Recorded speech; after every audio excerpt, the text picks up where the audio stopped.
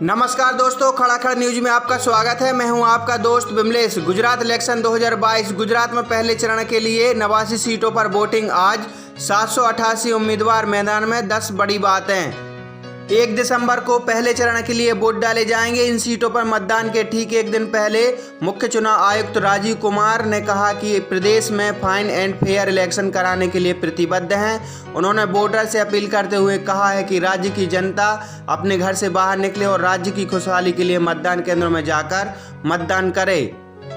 गुजरात चुनाव की 10 बड़ी बातें। नंबर 1, गुजरात में गुरुवार 1 दिसंबर को राज्य के 19 जिलों की 89 विधानसभा सीटों पर वोटिंग होगी। पहले चरण के लिए इस चुनाव में कुल 788 उम्मीदवारों की किस्मत दांव पर लगी हुई है और गुरुवार को कुल 25,430 पोलिंग स्टेशन पर वोट डाले जाएंगे। नंबर 2, गुजरात के मुख्य चुनाव अधिकारी के ऑफिस से प्रेस रिलीज जारी कर बताया कि गुरुवार को 25,430 मतदान केंद्रों पर सुबह 8 बजे से शाम 5 बजे के बीच मतदान होगा। पहले चरण में जिन 89 सीटों पर मतदान होगा उनमें से 48 पर बीजेपी ने 2017 के विधानसभा चुनाव में जीत दर्ज की थी, जबकि कांग्रेस के खाते में 40 सीटें गई थीं और 1 सीट निर्दलीय उम्मीदवार की जीत हुई थी। नंबर 3, इस चुनाव में बीजेपी, कांग्रेस, आम आदमी पार्टी, आपके अलावा बहुजन समाज पार्टी, बसपा, सपा, मार्क्सवादी कम्युनिस्ट पार्टी, भारतीय ट्राइबल पार्टी, बीटीपी सहित 36 अन्य दलों ने भी अपने प्रत्याशी उतारे हैं। बीजेपी और कांग्रेस ने सभी 89 सीटों पर अपने प्रत्याशी उतारे हैं। पहले चरण में कुल 788 उम्मीदवारों में से 70 महिला प्रत्याशी हैं, जिनमें से बीजेपी ने 9, कांग्रेस की 6 और आपकी 5 महिला उम्मीदवार शामिल है। आम आदमी पार्टी के एक सीएम कैंडिडेट ईसुदान गढ़वी सौराष्ट्र संभाग की खंभालिया विधानसभा से अपनी किस्मत आजमा रहे हैं। गुजरात विधानसभा की कुल 89 सीटों पर कई वीआईपी नेताओं की किस्मत भी दांव पर लगी हुई है। इन नेताओं में जामनगर उत्तर से क्रिकेटर रविंद्र जडेजा की पत्नी रिबाबा जडेजा, सूरत की अलग अलग सीटों से बीजेपी नेता और राज्य के गृह मंत्री हर्ष सांघवी और बीजेपी विधायक पुरनेश मोदी, भावनगर ग्रामीण से 5 बार के विधायक पुरुषोत्तम सोलंकी की किस्मत दांव पर लगी हुई है। कांग्रेस नेताओं की बात करें तो ललित कागठरे, ललित बसोया, रुतबिया मकवाना और मोहम्मद जावेद पीरजादा और वयोवृद्ध आदि नेता छोटू बसाबा की किस्मत भी पहले चरण में ईवीएम में बंद हो जाएगी। 6 नंबर, कांग्रेस के राज्य में बेहतर प्रदर्शन करने के लिए सौराष्ट्र कक्ष 54 सीटें अहम हैं। इस क्षेत्र में कांग्रेस ने वर्ष 2017 के चुनाव में 30 सीटों पर जीत दर्ज की थी, जबकि कांग्रेस वर्ष 2012 के चुनाव में पार्टी को महज 12 सीटें मिली थी।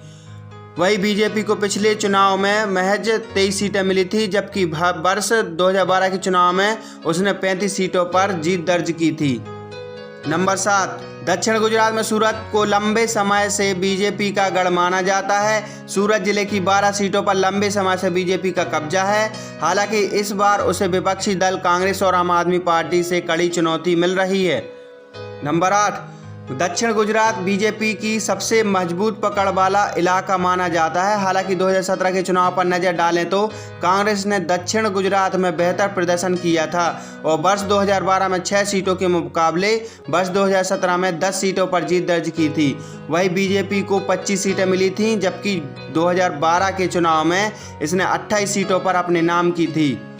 नंबर 9, निर्वाचन आयोग के मुताबिक पहले चरण में 25,430 मतदान केंद्रों पर मतदान होगा, जिनमें से 3311 केंद्र शहरी क्षेत्र में हैं और जबकि बाकी 11,071 मतदान केंद्र ग्रामीण इलाकों में बनाए गए हैं। राज्य सीईओ कार्यालय के मुताबिक गुजरात में कुल 4,91,000 राज्य सीईओ कार्यालय के मुताबिक गुजरात में कुल 4,91,35,400 मतदाता पंजीकृत हैं, जिनमें से 2,39,76,670 मतदाता पहले चरण में मतदान केंद्र की अर्हता रखते हैं।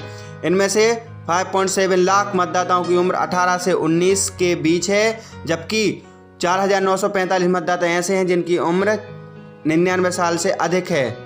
चुनाव आयोग की प्रेस रिलीज के मुताबिक आयोग ने 89 आदर्श मतदान केंद्र बनाए हैं, जिसमें कई मतदान केंद्रों की व्यवस्था दिव्यांग कर्मी देखेंगे। 89 मतदान केंद्र पर्यावरण अनुकूल बनाए गए हैं, जबकि 611 मतदान केंद्रों पर मतदान कराने की जिम्मेदारी महिला कर्मचारी संभाल रही है।